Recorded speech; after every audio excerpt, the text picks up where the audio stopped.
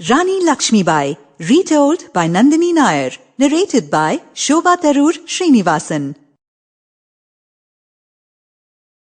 Rani Lakshmibai.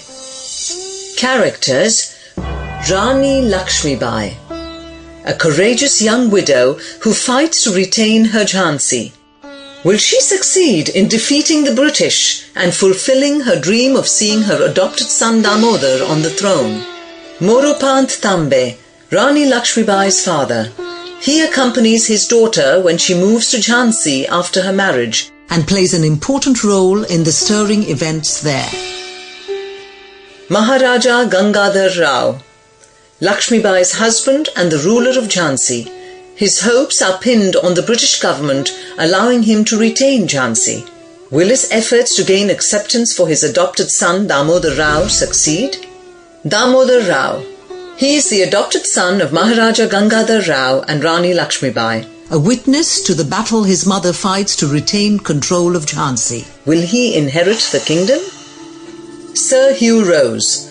After a distinguished record as a soldier and a diplomat, Sir Hugh Rose comes to India in September 1857. His task is to win back the central Indian provinces from the sepoys. Will he succeed or will he fall prey to the Indian weather? Tantya Tope. An important leader during the uprising, his real name is Ramachand Pandurang. He works for Nana Sahib, the adopted son of the last Peshwa.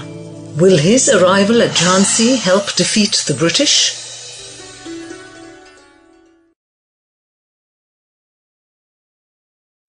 Rani Lakshmibai.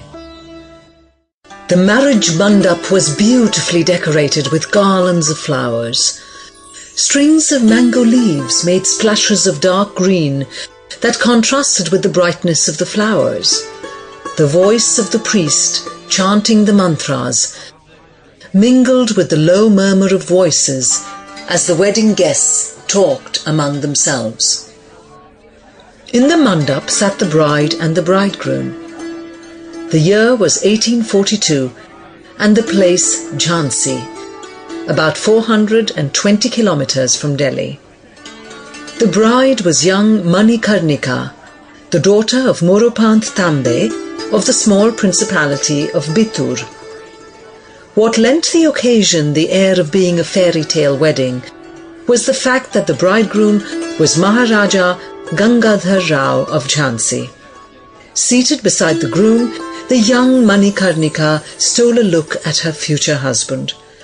He was a middle-aged man, and Manikarnika thought of what her father, Moropant Tambe, had told her about him. He is the Maharaja of Jhansi, and he is a widower. He has been looking for a good alliance for some time now, and heard about you. Manu, as the girl was lovingly called, had heard several people in the court of the Peshwa ask her Baba, "You say Manu is over 10 years old and not yet married?" Moropant Tambe and his family had earlier lived in Benares, where he had served as an officer in the court of Chimmaji Appa, the younger brother of the last Maratha ruler, Baji Rao II. Manu's mother, Bhagirathi Bai, had passed away when Manu was very young. After Chimmaji Appa's death, Moropant Tambe had moved with Manu to Bitur. Seated with her head bent demurely while the priest chanted verses, Manu thought of her life in Bitur. There had been so much to learn, so much to see and so much to enjoy. She had been a favourite at the court, and Baji Rao himself had affectionately called her Chabili because she was so pretty. Chabili and Manikarnika were the names of her childhood, which she would leave behind when she began her new life. Henceforth, she would be known as Lakshmibai.